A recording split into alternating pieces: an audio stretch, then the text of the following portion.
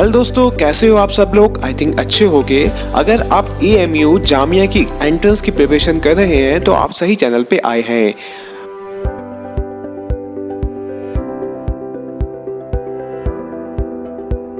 Hello दोस्तों, कैसे हैं आप सब लोग। जैसे कि आप जानते हैं कि हम AMU Jamia BHU and other competitive exam की तैयारी करवाते हैं। तो हमारी एक सीरीज चल रही है पॉलिटी की, जहाँ हमने 2 पार्ट्स अपलोड कर चुके हैं 25 क्वेश्चन से। In this video we will discuss further 50 question, not 25 question, because you know that exam is too close, we have to cover lots of syllabus। बस उसके पहले अगर हमारे चैनल में पहली बार आए हैं तो please like, share and subscribe our channel. तो चलिए शुरू करते हैं आज का पहला क्वेश्चन।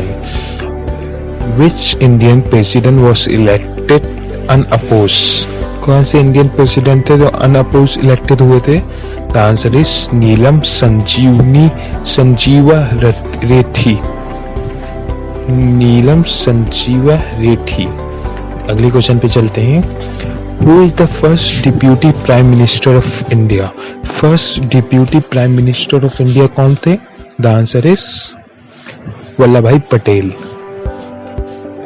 अगले क्वेश्चन पे चलते हैं। The chairman and member of the UPSC hold office for the term of UPSC के चेयरमैन कितने टाइम पीरियड के लिए होते हैं? The answer is 6 years। अगले क्वेश्चन पे चलते हैं।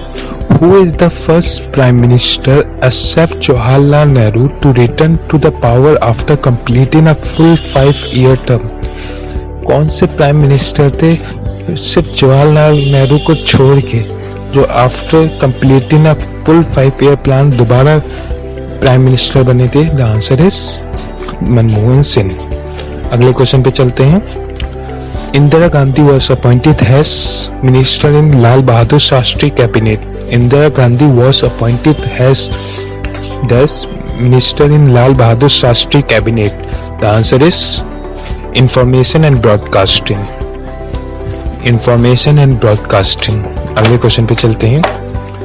When and where was the first EVM electronic voting machine use. कहाँ और कब EVM electronic voting machine use हुई थी? द आंसर इज 1982 केरला में first time electronic voting machine use हुई थी। तो अगले क्वेश्चन पे चलते हैं। Which municipal corporation was first set up in India. कौन सा municipal corporation first set up in India? The answer is Chennai. अगले क्वेश्चन पे चलते हैं। Nagar Palika bill was first introduce in parliament during the prime ministership of. किसकी प्राइम मिनिस्टरशिप पे Nagar Palika bill introduce हुआ था? The answer is Rajiv Gandhi. अगले क्वेश्चन पे चलते हैं। Which state first adopted the Panchayati raj in India in 1959। कौन सा स्टेट था जिसने पहला पंचायती राज सिस्टम अडॉप्ट किया था इन 1959 में? तो इसका आंसर है राजस्थान। अगले क्वेश्चन पे चलते हैं। What is the intermediate tier of the Panchayati Raj system is called. What is the intermediate tier of the Panchayati Raj system is called? The answer is Panchayat Samiti. अगले क्वेश्चन पे चलते हैं। Where the Lal Bahadur Shastri national academy of administration is located. Lal Bahadur Shastri national academy administration कहाँ पर है? The answer is Mussoorie में है। तो अगले क्वेश्चन पे चलते हैं। Who was the first woman governor in India? First women governor of India कौन थे? The answer is Sarojini Nehru. अगले क्वेश्चन पे। Number of constituencies in Uttar Pradesh for Lok Sabha election. कितनी कंस्टिट्यूंसीज हैं उत्तर प्रदेश में? The answer is 80। Next question पे चलते हैं। Number of standing committees in the Indian parliament. Standing committee कितनी है इंडियन पार्लियामेंट में? द आंसर इज 45 नहीं 45। अगले क्वेश्चन पे चलते हैं। Who is the chairman of Rajya Sabha? Rajya Sabha का चेयरमैन कौन है? आंसर इज वाइस प्रेसिडेंट जो होता है वो राज्यसभा का चेयरमैन होते हैं। अगले क्वेश्चन पे चलते हैं। Minimum duration to stay in India before applying for Indian citizenship, कितनी मिनिमम ड्यूरेशन कितनी चाहिए होती है इंडिया में रहने के लिए for Indian citizenship? The answer is 5 years। Minimum 5 years चाहिए होते हैं तो फॉर इंडियन सिटीजनशिप के लिए। तो अगले क्वेश्चन पे चलते हैं। Under whose prime ministership was the right to property remove from the list of fundamental duties? किस प्राइम मिनिस्टर के ऊपर हुई थी, रिमूव हुई थी from the list of fundamental right to property? कौन से प्राइम मिनिस्टरशिप के अंदर हुई थी, किस प्राइम मिनिस्टरशिप के अंदर हुई थी? The answer is Morarji Desai. अगले क्वेश्चन पे चलते हैं। How many language were originally recognized by the constitution as regional language? How many language was originally recognized by the constitution as language, regional language? कितनी language है recognized by the constitution? The answer is 14। तो अगले question पे चलते हैं। Which union territory has a high court of its own? तो कौन से यूनियन टेरिटरी का हाई कोर्ट उसका अपना है? The answer is Delhi. Delhi union territory high court is with own. अगले क्वेश्चन पे चलते हैं। Which articles of constitution give the provision of president in India? कौन से articles give the provision of president in India? The answer is article 52। तो अगले question पे चलते हैं। The number of schedule in Indian constitution, कितने schedules हैं Indian constitution में? ये एक बहुत कॉमन क्वेश्चन है, बहुत ही इंपॉर्टेंट क्वेश्चन है, ये बहुत बार पूछा भी गया है। तो इसका आंसर है 12 शेड्यूल है इंडियन कॉन्स्टिट्यूशन में। तो अगले क्वेश्चन पे चलते हैं। Who administered the oath of office to the President of India? Who administered the oath of office to the President of India? कौन करता है? Answer is chief justice of India. Chief justice of India करता है office of the two the president of India. अगले question पे चलते हैं। Who is the chairman of planning commission? Planning commission पे मैंने पहले भी बोला है कि प्लानिंग कमीशन एक बार पूरा देख लेना। प्लानिंग कमीशन में काफी बार क्वेश्चन देखे गए हैं। तो ये पूछा गया है कि चेयरमैन कौन है प्लानिंग कमीशन का? तो इसका आंसर है प्राइम मिनिस्टर जो होता है वो चेयरमैन होता है प्लानिंग कमीशन का। तो अगले क्वेश्चन पे चलते हैं। The idea of fundamental right in India constitution was adopted from? The idea of fundamental right in India Constitution was adopted from? ये फंडामेंटल राइट कहाँ से अडॉप्ट किया था इंडिया ने? द आंसर इज अमेरिका से इंडिया ने adopt किया था फंडामेंटल राइट इन फंडामेंटल राइट। तो अगले क्वेश्चन पे चलते हैं। The chief election commission can be appointed by the?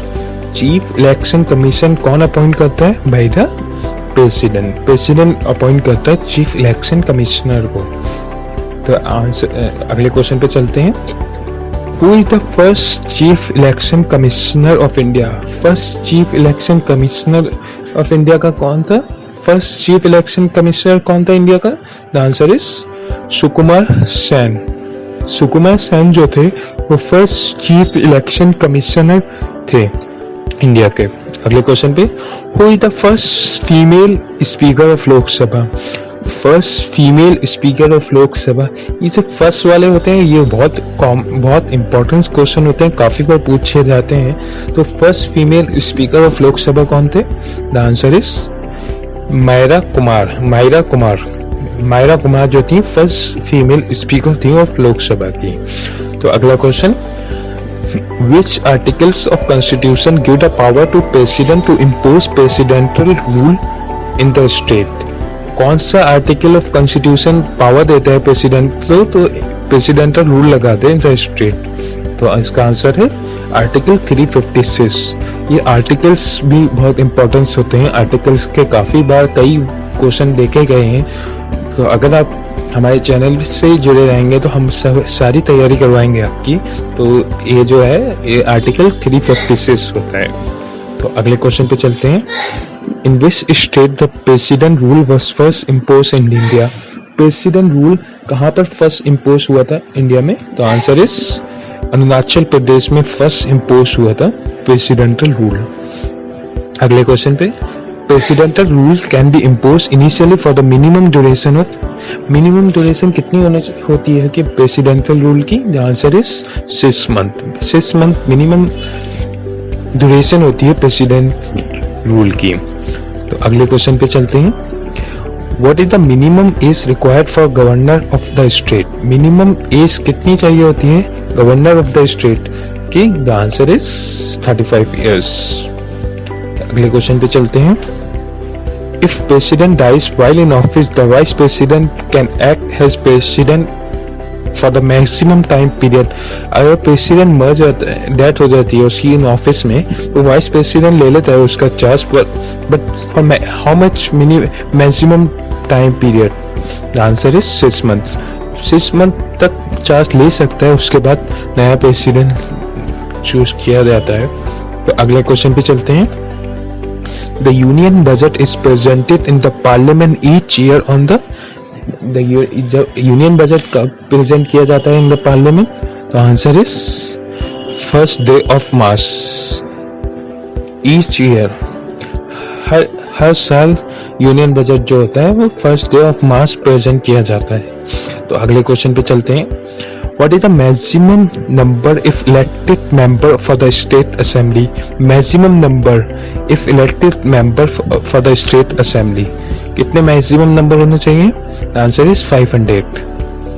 तो अगले क्वेश्चन पे चलते हैं, what is the minimum number for member required for the state legislative assembly? Maximum कितने थे? 500। मिनिमम कितने होने चाहिए? मिनिमम 60 होना चाहिए। तो अगले क्वेश्चन पे चलते हैं, Which state has the highest number of members in its state assembly? कौन से स्टेट में सबसे ज्यादा मेंबर है?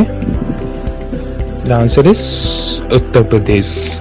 जब भी ज्यादातर यही देखा गया है कि हाईएस्ट नंबर ऑफ मेंबर्स पूछे गए हैं, हाईएस्ट पॉपुलेशन ऑफ स्टेट पूछी जाती है, तो ज्यादातर उत्तर प्रदेश ही होता है। तो अगले क्वेश्चन पे चलते हैं, From which country India borrowed 5-year plan? 5-year plan कौन सी कंट्री से बनाया था? जैसे इंडिया ने राइट, फंडामेंटल राइट कहाँ से लिए थे? अमेरिका से, जो हमने अभी पिछले डिस्कस किया है। तो 5-year प्लान कहाँ से हमने बोरोड किया था? ये किया था हमने यूएसएसआर से। तो अगले क्वेश्चन पे चलते हैं, Which is the article that provide special status to state Jammu and Kashmir? Which article has provide special status to state of Jammu and Kashmir? कौन सा आर्टिकल प्रोवाइड करता है स्पेशल स्टेट? तो अब तो कॉमन है, बट कौन सा आर्टिकल था? आंसर इज आर्टिकल 370, जो अब गवर्नमेंट ने हटा दिया है, बट जो इसमें काफी क्वेश्चन देखे गए हैं। तो आर्टिकल कौन सा था? आर्टिकल 370। तो अगले क्वेश्चन पे चलते हैं, Which article of Constitution provide Indian citizens right to equality? Right to equality कौन से Constitution में आता है? The answer is Article 14. Article 14. तो अगले क्वेश्चन में चलते हैं, The member of the state public service commissioner are appointed by, public service commissioner को कौन अपॉइंट करता है? State public service commissioner को by the governor. Governor appoint करता है स्टेट पब्लिक सर्विस कमिश्नर को। तो अब अगले क्वेश्चन में चलते हैं, where is the headquarter of SAARC is located? SAARC का काफी बार क्वेश्चन देखे गए हैं। तो सार्क का हेडक्वार्टर कहाँ है? सार्क का हेडक्वार्टर है काठमांडू में, काठमांडू। तो अगले क्वेश्चन पे चलते हैं, Who is considered as the chief architect for Indian Constitution? Who is considered as the chief architect of Indian Constitution? Indian Constitution के chief architect कौन है? The answer is B.R. Ambedkar. B.R. Ambedkar थे। तो अगले क्वेश्चन पे चलते हैं, Joint session of Parliament is presidented by? Joint session of Parliament is presidented by? Answer is speaker of Lok Sabha. Speaker of Lok Sabha के थे joint session of parliament is president bye. Who is the longest serving president of Indian national Congress? कौन से सबसे ज्यादा कौन था जिन्होंने सबसे ज्यादा president of Indian national Congress से थे? तो आंसर इज सोनिया गांधी। अगले क्वेश्चन पे चलते हैं। Who was the first Muslim president of Indian National Congress? ये बहुत इंपॉर्टेंट क्वेश्चन है, ये आप नोट भी कर लिए और इसके ध्यान में रखना। Who was the first Muslim president of Indian National Congress?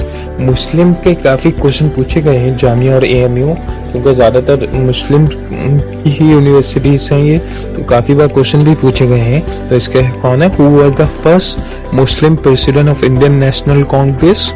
तो आंसर इज बदरुद्दीन तैयबजी। ये पिछले साल भी क्वेश्चन आया था, बदरुद्दीन तैयबजी। तो अगले क्वेश्चन, अगली बात चलते हैं अगले क्वेश्चन पे। आंसर अगले क्वेश्चन है हमारा, which is the first state to be formed on the basis of language? कौन सा फर्स्ट स्टेट था तो लैंग्वेज के हिसाब से बना था? The answer is Andhra Pradesh. तो अगले क्वेश्चन पे चलते हैं फिर। Who was the president of India at the time of emergency in 1975? 1975 में जब emergency बनी थी, emergency लगी थी, तो प्रेसिडेंट कौन था? Answer is